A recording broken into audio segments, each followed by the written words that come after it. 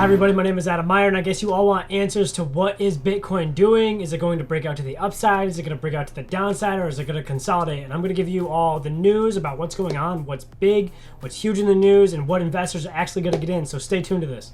Let's get into some news here first. So this says 40% of institutional crypto investors intend to buy a lot more. So in this article, it shows 82% of 100 investors and wealth managers polled to expect to increase their exposure to digital assets between now and 2023.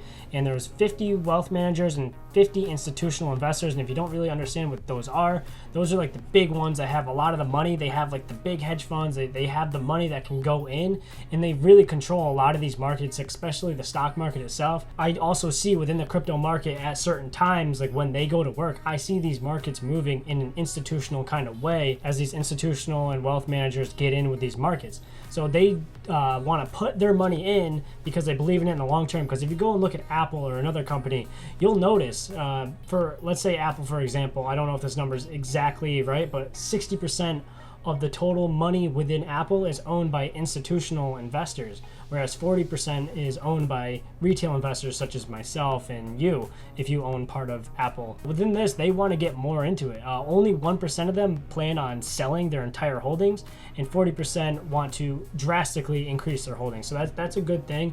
They're just touching the water right now, like just getting their feet wet with, okay, what's this market going to do? So they're not going in taking 100% of their money they want to risk and throwing it into this. They might take 1%, 2% of their entire cash portfolio and throwing it in because they want to test it. They want to see where it goes. So that's what their mindset most likely is. But if they are considering this could be a good thing for us. Okay, so over here, Blockfi, which is like another big firm where you can put your money in or cryptos in to earn passive income on. They're shipping out Visa-backed Bitcoin rewards cards, and this is just a good thing, a good sign. I've actually signed up for some of these with other exchanges, not Blockfi, because I can't get that here in New York. But it's just a good sign to see this happening because it's just more mass adoption. This card will make it easier than ever for people to earn Bitcoin back while making day-to-day purchases. Really that great to do that because there could be some fees. I'm not really sure how they're going to do this, but it's also good to understand how the world's moving in that direction. All right, going over to the chart here, we're going to show sort of like a Wyckoff distribution, as I've mentioned here before on the channel. It's just the seller's climax, secondary test, the spring, the test, last point of supplies, signs of strength. So you can just look this up on Google if you want to study that. But that's kind of like what happened here in the backwards kind of way. And I copied this from up here. So this is the exact format that played out here, and I'm copying it right down in here. So we might see this play out over time.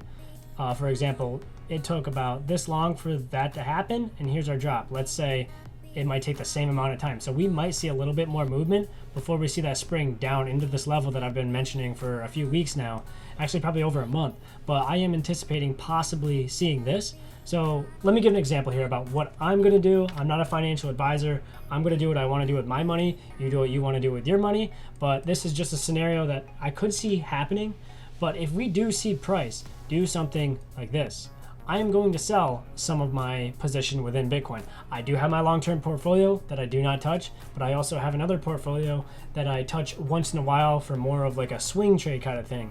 And that means I'm holding it for a few weeks, a few months, and then I am going to take profit on that. It's not my full long-term portfolio that I'm holding forever, basically. So on my portfolio that I'm going to be swing trading on, if it comes up, I'm going to take some profit out of this.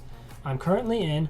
I bought some more down in here. I did buy some up in here, and I was anticipating some bounces within here, but we're just consolidating. We did have another spring to the downside, so this could just be another bounce right there.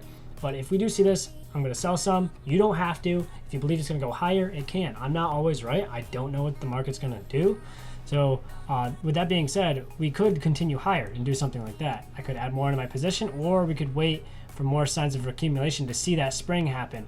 And I will be entering lower, or possibly down in here if it makes it down there. But if prices keeps rallying up, I could enter on this pullback after it breaks this structure, and then just continuation for higher pricing towards September into October, November, and December, up towards the end of the year. And that's what we could be seeing with that. Or we could just see it continue higher. And obviously, if I sold some right here, I was wrong, and because it then did something like this. And if I'm looking for price continuation, I could add more to my position based on what price is doing on the higher time frame and on the lower time frame, because I can look from the monthly to the weekly to the daily to the 4 hour to the 15 minute to the 5 minute chart, depending on when I want to do it. And going down to lower time frames, you can minimize your risk if all the time frames are lining up. So that's a good way to do it there if you wanted to, but it's a lot riskier than just a buying and holding kind of thing. So if you don't want to get stressed out, just want to buy and hold for long term, go for it. But I have 2 different portfolios when I do trading like this. Also with stocks, I do the same type of thing. I have a long term, and then I have a portfolio where I buy and sell quickly. So for example, swing trading Intel, I will buy it and then it will go higher and I will sell it. But I also have some in my long-term portfolio that I do not touch, I do not even really look at, and it's just sitting there and it's going up over time. That's generally what you want to see happen. All right, that's all I have to say here about Bitcoin. Let me know if you have any questions. Join the chats down below and reach out to me if you need me. Thank you very much. Have a good one.